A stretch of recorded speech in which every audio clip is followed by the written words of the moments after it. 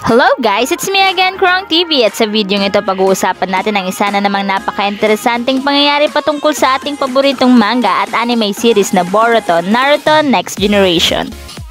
Pero bago ang lahat, huwag kalimutang mag-like, mag-subscribe, pinutin na rin ang notification bell upang lagi kang updated sa mga susunod na videos.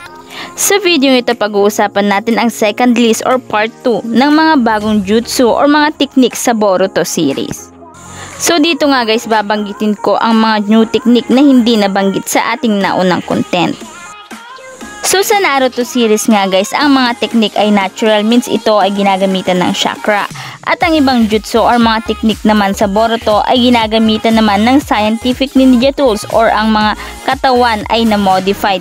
Ang magandang example nga dito ay ang mga Kara member kung saan nga ay halos lahat sila at halos buong katawan nila ay minodified ni Amado na scientist ng Kara organization na ngayon ay nasa Konoha na. Mas high-tech na nga sa Boruto kung ikukumpara sa Naruto series na kahit kaunti or walang chakra ay nakakagamit or nagkakaroon na ang isang tao ng technique. Syempre, bukod nga sa new technology ng Boruto, syempre naglabas din sila ng new technique na maaaring ito ay galing sa chakra or dahil sa scientific ninja tools. So ito na nga ang list of new technique ng Boruto Part 2.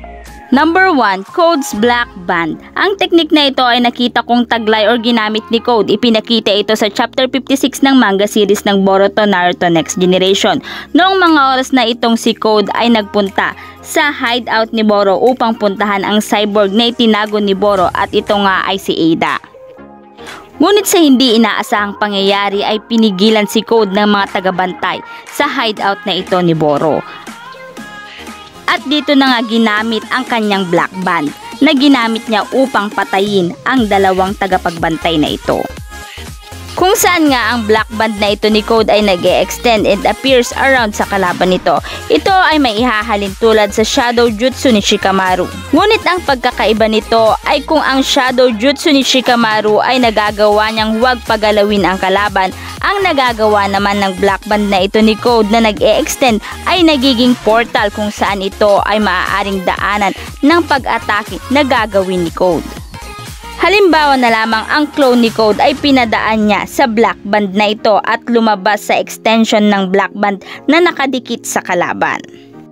Number 2, Dark Cloud. Ang technique na ito ay ginamit ni Boro. Ipinakita ito sa manga series ng Boruto Naruto Next Generation Chapter 40. Gamit ang technique na ito, si Boro ay nakakapagpalabas ng dark mist na kayang lumamon sa katawan ng sinumang exposed dito.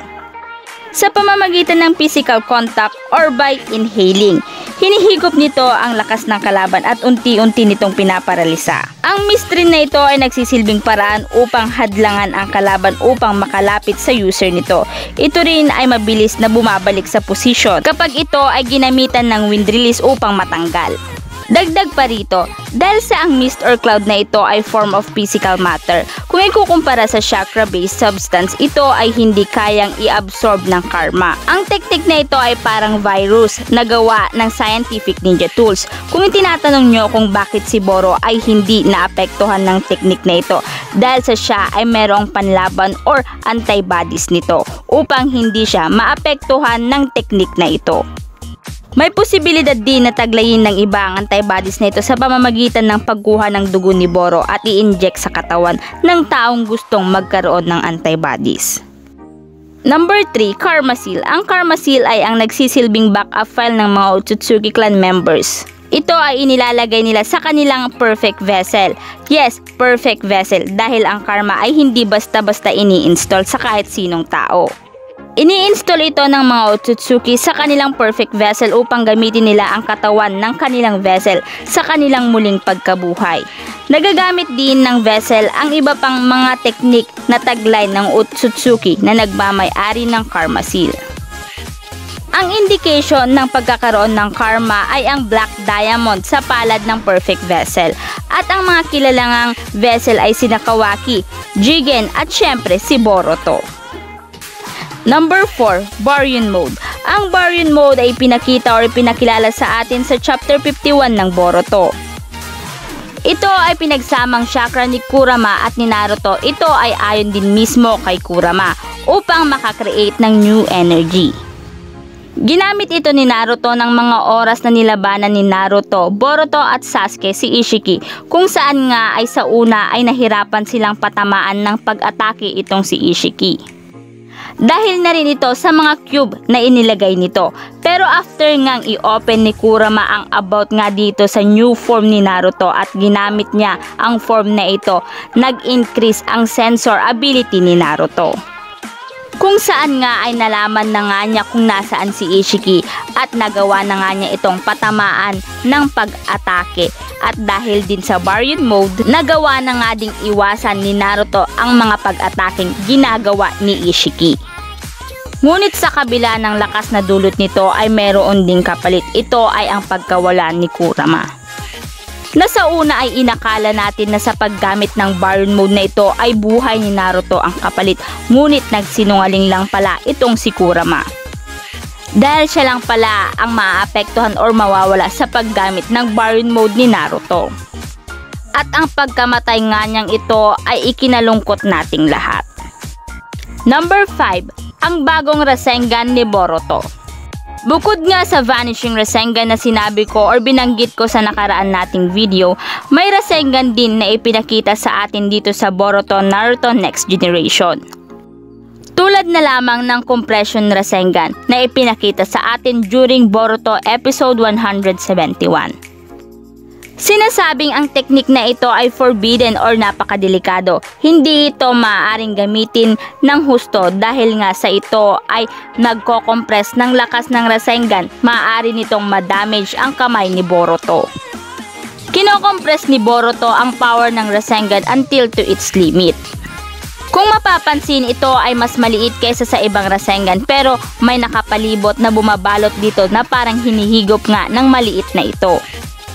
Pero kung sa tingin nyo ay mahina lang ang impact nito, dyan kayo nagkakamali guys. Ito ay small but terrible. Pag tumama ito sa kalaban, ang epekto nito ay solid, meaning napakalakas kung saan kaya nitong pumatay ng kalaban. Ito ay ginamit ni Boruto sa laban nila ni Dippa, kung saan nga ay napagamit nga si Dippa ng armor dahil nga sa Rasengan na ito ni Boruto. Number 6. Senrigan. Ang Senrigan or ang clairvoyance na ipinakita sa atin during chapter 57 ng Boruto, kung saan nga ito ay tinataglay ni Ada, ang isa sa cyborg na ginawa ni Amado. Dahil dito, may kakayahan si Ada na makita ang present event at maging ang past event. May limitation ang teknik na ito ni Ada. Dahil hindi nito nakikita ang future at hindi rin nito nakikita ang mga nangyari bago ipanganak itong si Ada. Dahil sa ability na ito ni Ada, nalaman ni Code na hinahunting siya ng taga Konoha at hinahanap ang hideout ng Kara. So yan nga guys ang mga karagdagang bagong jutsu na ipinakita sa Boruto. So sa tingin nyo guys, sa lahat ng bagong jutsu sa Boruto, alin dito ang pinakamalakas? I-comment nyo lang ang inyong kasagutan sa ating comment box. At dito na nga nagtatapos ang video ito. Any comment and suggestion, just comment down below. Thank you!